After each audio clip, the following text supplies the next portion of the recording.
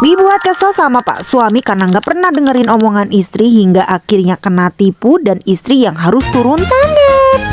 Halo guys, cuaca di tempat aku itu masih paket komplit dalam sehari, yaitu kadang-kadang panas dan bisa jadi langsung hujan. Tapi tetap ya, apapun kondisi cuacanya, kita harus pinter jaga stamina. Jangan sampai tumbang. Sesuai dengan judul video di awal, di sini aku mau sedikit cerita sama kalian soal aku itu kesel banget sama pak suami aku karena kadang-kadang dia itu nggak pernah dengerin omongan istri. Dan untuk para pak suami di luar sana, tolong ya dengerin juga ya, ini tuh keluh kesah dari seorang istri yang hingga akhirnya juga toh kalau ada apa-apa istrinya juga yang jadi ke bawah-bawah. Tapi sebelum aku bercerita, temani aku dulu. Di sini aku mau masak kering tempe ala-ala karena masih edisi blenger sama daging kurban. Tempenya sudah aku potong-potong dan langsung mau aku goreng. Jadi sebelumnya aku panasin dulu wajan dan minyak, dan ini minyak refillannya aku masukin dulu ke dalam botol biar enggak tercecer karena biasanya aku itu agak sedikit teledor ya. Cuma dibiarin di dalam tempat wadahnya begitu aja bisa-bisa tumpah kemana-mana. Siapa di sini yang sama juga kelakuannya sama kayak aku? Kalau minyaknya di dalam plastik itu aja bisa tercecer kemana-mana, jadinya lalu terus dimasukin aja semua tempe yang udah dipotong-potong, kita goreng sampai garing. Setelah itu aku mau siapin perbumbuannya dulu. Perbumbuannya di sini tuh simple banget. Sebelumnya di sini aku juga beli bawangnya eceran aja karena dalam edisi menghemat. Dan menjadi rahasia umum ya, untuk mempertahankan hidup di bulan Juni ini kita itu bener-bener empet-empetan sekali. Apalagi bakal menghadapi tahun ajaran baru, jadi bener-bener harus di manage sedemikian rupa untuk menghemat. Itu bukan berarti pelit ya. Jadi hemat itu kasih hal-hal yang bukan bener-bener prioritas. Beda sama pelit. Kalau pelit itu mengurangi yang sudah menjadi prioritas. Nah, paham kan sampai sini? Oh iya, di sini aku kan mau bahas kenapa aku tuh kesel banget sama pas suami aku. Jadi ceritanya ini kan kita lagi mau nyicil untuk menghadapi tahun ajaran baru. Alhamdulillah kedua anak aku bakalan bersekolah. Udah kebayangkan gimana untuk pengeluarannya kalau nggak dicicil?